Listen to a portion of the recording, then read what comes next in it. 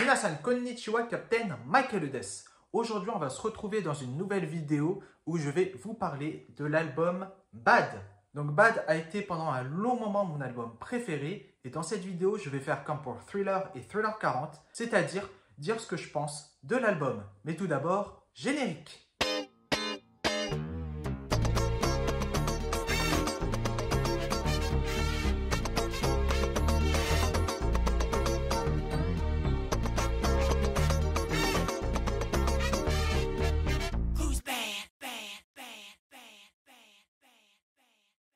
Juste avant de commencer, d'ailleurs, je voulais également vous remercier parce que là, on vient juste de passer les 100 abonnés sur ma chaîne. Donc, merci beaucoup. Ça fait plaisir en fait. Et aussi, restez bien jusqu'à la fin de la vidéo parce que j'aimerais vous montrer quelque chose. Mais avant de commencer à dire ce que je pense de l'album, Marcel va vous présenter l'album en quelques mots. Bad est sorti le 31 août 1987 et est le 7e album de Michael Jackson ou le 3e chez Epic Records. Il est réalisé par Quincy Jones et fait partie des 3 albums réalisés par lui-même avec Off the Wall et Thriller. Merci Marcel. Donc on va commencer par le titre Bad. Donc le titre Bad, c'est un de mes morceaux préférés. Enfin, ça l'a été pendant un long moment. C'est une musique qui donne envie de danser, qui est très rythmée. D'ailleurs, en parlant de la danse, eh bien, la chorégraphie du morceau est vraiment excellente. Moi, personnellement, c'est une chorégraphie que j'adore. Il n'y a pas seulement la chorégraphie, il y a aussi la tenue que j'adore. Franchement, la tenue d'ailleurs qu'on retrouve sur la pochette de l'album est vraiment magnifique. D'ailleurs, Bad fait partie des 5 chansons à avoir une version différente sur les premiers pressages et sur les seconds pressages. La première différence, c'est l'absence de ceci. Dans les pré-refrains, enfin dans le deuxième et troisième pré-refrain. Et la deuxième différence, c'est aussi les parties trompettes qu'on ne retrouve pas dans les refrains des seconds pressages, à l'exception des 2 derniers refrains. Et sur les premiers pressages, on a une partie avec des trompettes sur tous les refrains. La deuxième différence que j'ai pu remarquer aussi, c'est au niveau des orgues. Sur les premiers pressages, la fin de solo d'orgue est plus aiguë que sur les seconds pressages. Et aussi, alors je ne sais pas trop comment l'expliquer, j'ai remarqué aussi quelque chose que je retrouve sur les premiers pressages, une sensation que je ne retrouve pas sur les seconds pressages qui datent en fait de après 89. En fait, j'ai un peu l'impression de m'envoler progressivement vers le refrain. Je ne sais pas exactement comment le dire. Et c'est une sensation que je n'ai pas sur les seconds pressages. D'ailleurs, ce que j'adore aussi, c'est que j'avais parlé dans la vidéo de présentation d'un autre artiste que j'adore qui est Zapp & Roger. Et c'était en 1989, quand il était de passage, enfin, quand le groupe Zapp était de passage sur BET, lors de la prestation d'un morceau qui s'appelle Dance Floor. Au bout d'un moment, ils font une chorégraphie que l'on retrouve dans Bad, la preuve en images.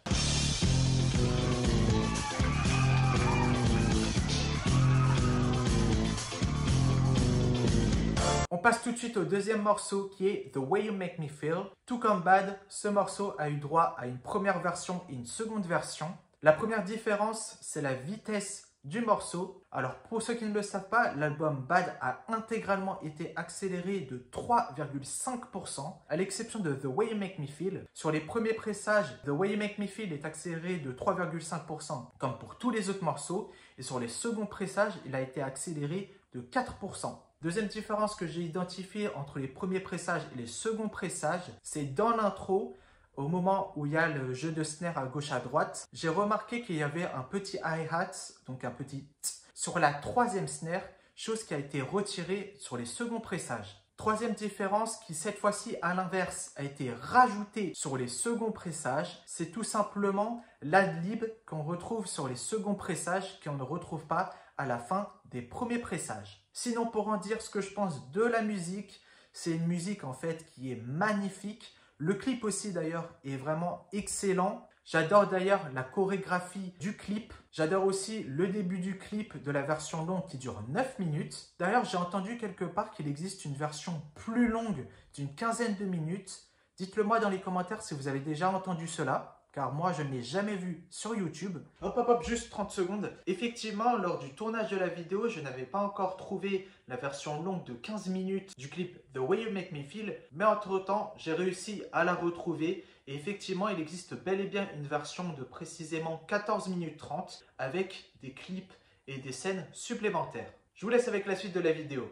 Mais j'adore en tout cas la première partie, quand Michael parle avec le monsieur qui lui donne des conseils sur comment impressionner la fille. Il y a aussi le morceau de l'intro qui est utilisé en fond que j'adore. Il s'agit du morceau Hot Dub Version de Roy Ayers, je ne sais pas si je le prononce correctement, que j'ai découvert grâce à ce clip. Troisième morceau, Speed Demon. Ce morceau est vraiment excellent, je l'adore. La partie que j'aime le plus dans cette chanson, c'est tout simplement la partie avec, je crois que c'est une sorte de synthé. C'est ma partie préférée du morceau et aussi la partie finale. Car justement, quand j'entends la fin, j'imagine tout simplement le clip qui est d'ailleurs extrait du film Moonwalker. Film d'ailleurs que je vous conseille vivement de voir pour ceux qui ne l'ont toujours pas vu. Je vois tout simplement Michael danser avec le lapin. Et d'ailleurs, c'est ma partie du clip préférée. Et d'ailleurs, il porte dans le clip la même tenue qu'il porte dans le clip Bad. On passe tout de suite à Liberian Girl qui s'enchaîne directement en crossfade avec Speed Demon. Liberian Girl, vraiment, c'est un très bon morceau. Le clip aussi, j'adore car tout simplement, c'est Michael qui apparaît à la fin du clip. Il n'apparaît pas au début, mais vraiment qu'à la fin. On a droit aussi à quelques guests très sympas comme Weird Al Yankovic qui a fait quelques parodies d'ailleurs de Michael. On peut voir aussi Steven Spielberg, on peut voir Bubbles, on peut voir John Travolta. On peut voir plein de personnalités connues du domaine du cinéma. Et j'adore la partie finale du morceau où Michael chante I Love You, Liberian Girl. Franchement, cette partie, elle est sublime.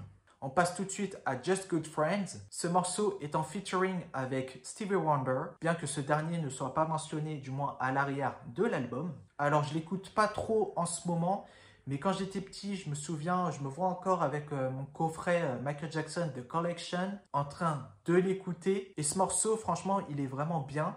C'est un très bon duo entre Michael et Stevie Wonder. Un morceau à écouter en fait entre amis. En même temps, le titre Just Good Friends, donc en français, juste des bons amis. Forcément, c'est un morceau qui s'écoute entre amis. Bon, en soi, c'est pareil pour les autres morceaux, hein. On passe tout de suite à mon morceau préféré qui est Another Part of Me. Dans ma vidéo de présentation de mes cadeaux de Noël, je vous avais dit que je préférais la version single que la version album et que j'allais en revenir dans une vidéo où je parlerai de l'album Bad, c'est-à-dire celle-ci. Il y a plusieurs différences en fait qu'il y a entre la version album et la version single. C'est tout simplement déjà la vitesse. Comme je vous l'ai dit, l'album est accéléré de 3,5% dans son intégralité. Mais dans la version single de Another Part of Me, le morceau est encore plus accéléré. Alors de combien, je ne sais pas exactement. En tout cas, il est plus accéléré que la version album. Deuxième chose que j'aime bien, c'est que le mix est différent. Les snares ne sont pas mixés exactement de la même manière. Troisième chose que j'adore, c'est quelque chose qu'on retrouve uniquement dans la version single et pas dans la version album. C'est au niveau des pré-refrains. Au moment où on a les 4-5 snares qui sont juste avant la phrase Another Part of Me, on a en même temps des chœurs qui disent pa pa pa pa pa pa pa pa, you're just another part of me. C'est quelque chose qu'on n'a pas sur la version album. Et justement, mis à part dans le premier refrain, juste avant cette partie que je viens de chanter, on a également le droit à un son qui nous emmène vers le refrain, chose qu'on n'a pas dans la version album. On passe tout de suite à Man in the Mirror. Franchement, ce morceau est vraiment excellent. J'adore les paroles qui sont dites, le message que Michael essaie de transmettre. Sa façon de l'interpréter est vraiment magnifique, bien que ce ne soit pas lui réellement qui l'a écrit. Mais Michael interprète vraiment bien ce morceau. On passe tout de suite à I Just Can't Stop Loving You. Ce morceau actuellement me rappelle plutôt le jeu Michael Jackson The Experience, dont vous avez le poster juste ici. Pourquoi? Car tout simplement, c'est la chanson qui est utilisée dans les crédits du jeu. Ce morceau a également une différence entre les premiers pressages et les seconds pressages. Sur les premiers pressages, nous avons une intro parlée de Michael, chose qui a été retirée des seconds pressages. Mais sinon, en soi, le morceau, tout simplement, c'est un morceau romantique que j'adore. D'ailleurs, Michael a chanté cette chanson en espagnol et en français, deux morceaux qu'on retrouve dans l'album Bad 25, sorti en 2012. Et le morceau en version espagnole est également disponible dans l'édition spéciale de l'album Bad, sorti en 2001. On passe tout de suite à Dirty Diana. J'aime énormément ce morceau avec Another Part of Me. Il fait partie de mes chansons préférées. Bien que je ne sois pas spécialement fan de rock, alors j'en écoute parfois, mais je ne suis pas spécialement fan, j'écoute parce que j'ai envie d'écouter. Dirty Diana, ça donne envie de secouer la tête. Et bien sûr, l'accompagnement de la guitare est vraiment excellent. C'est d'ailleurs Steve Stevens qui joue à la guitare dans le morceau. Et tout comme certains morceaux, Dirty Diana a eu droit à une première version et une seconde version. Alors ici, c'est assez difficile de vraiment reconnaître les différences. La première différence, c'est au niveau des snares dans le pré-refrain qui me semble être mixé différemment. Et je crois aussi dans le refrain. Et justement, en parlant de refrain, à la toute fin du morceau, quand Michael crie « Diana », il faut savoir que dans la première version, on entend sur l'oreille gauche Michael qui continue à chanter le refrain, chose que je n'entends pas du tout dans les seconds pressages. Et dernière différence que j'ai remarquée sur ce morceau, c'est tout simplement le fade-out. Sur les premiers pressages, le fade-out commence d'abord par la musique et on entend encore les cris de la foule qui s'en va en fade-out 10 secondes après, contrairement au second pressage où la foule et la musique sont en fade-out en même temps, donc disparaissent en même temps. Smooth Criminal, extrait du film Moonwalker. Encore une fois, ce morceau a eu droit à une première version et une seconde version. D'après ce que j'ai lu dans le livre La Totale, la seconde version est en fait la version finale, car effectivement, quand ils ont fait le mix en 87, ils n'avaient pas le temps de finir le mix pour fin août 87. La première différence, c'est tout simplement le kick qu'on entend beaucoup moins sur les premiers pressages que sur les seconds pressages. Et également la ligne de basse qui est un peu plus présente sur les premiers pressages et moins présente sur les seconds pressages. Une autre différence que j'ai remarquée, c'est la présence d'une petite snare sur les onomatopées que Michael fait sur le refrain, snare qui apparaît sur le premier temps, et c'est quelque chose que je ne retrouve pas ou que je n'entends pas sur les seconds pressages. Et dernière différence, c'est tout simplement à l'intro. Sur les premiers pressages, on a droit à une respiration en même temps que les battements de cœur, chose qui a été retirée des seconds pressages. D'ailleurs, petite anecdote, il faut savoir que j'ai connu la première version sur les DVD Number Ones, et quand j'avais mis le CD Bad Special Edition qui est inclus dans le coffret The Collection, je n'avais même pas remarqué que la respiration a été retirée. Dernier titre de l'album qui n'est pas présent sur les vinyles mais présent sur les CD, Leave Me Alone. Ce titre qui est également inclus dans le film Moonwalker est vraiment excellent. J'adore aussi la pochette du maxi single que je vous affiche juste ici. J'adore quand il crie en fait dans le refrain, c'est vraiment quelque chose que j'adore. Et aussi ce que j'adore dans le morceau, c'est les ta-ta-ta-ta quand Michael imite le synthé. Et voilà, c'est tout ce que je pense de cet album.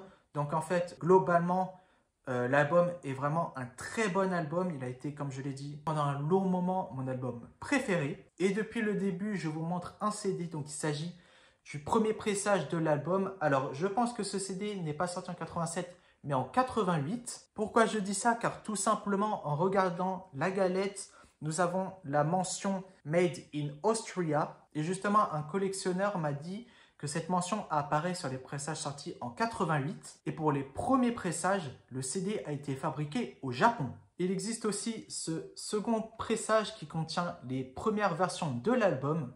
Ce CD a également été fabriqué en Autriche. Effectivement, vu comme ça, on ne voit pas trop la différence entre les deux. Première petite différence sympa, c'est tout simplement la colorimétrie qui est assez différente. La grosse différence entre les deux se trouve tout simplement à l'arrière. Sur la version de 1987, voici à quoi ressemble l'arrière. Et pour la version de 1994, voici à quoi ressemble l'arrière. Donc en fait, l'arrière a été décalé légèrement vers la gauche. Et d'ailleurs, les CD aussi sont différents. Je vous affiche ça à l'écran. Donc on voit bien la différence entre les deux pressages. Et voilà, c'est la fin de cette vidéo. J'espère en tout cas qu'elle vous a plu. Comme d'habitude, n'hésitez surtout pas à partager, à liker et à commenter la vidéo. Et comme je vous l'ai dit en début de vidéo, j'ai quelque chose à vous montrer. C'est tout simplement ce joli trophée que je me suis fait. Alors je sais que pour certains, 100 abonnés, ce n'est rien. Mais pour moi, c'est quand même beaucoup. Alors comme j'aime bien personnaliser certaines choses, je me suis fait un joli trophée YouTube avec les 100 abonnés. Et du coup, voilà, c'est la fin de la vidéo. Et moi, je vous dis à la prochaine. Pour une prochaine vidéo. Salut!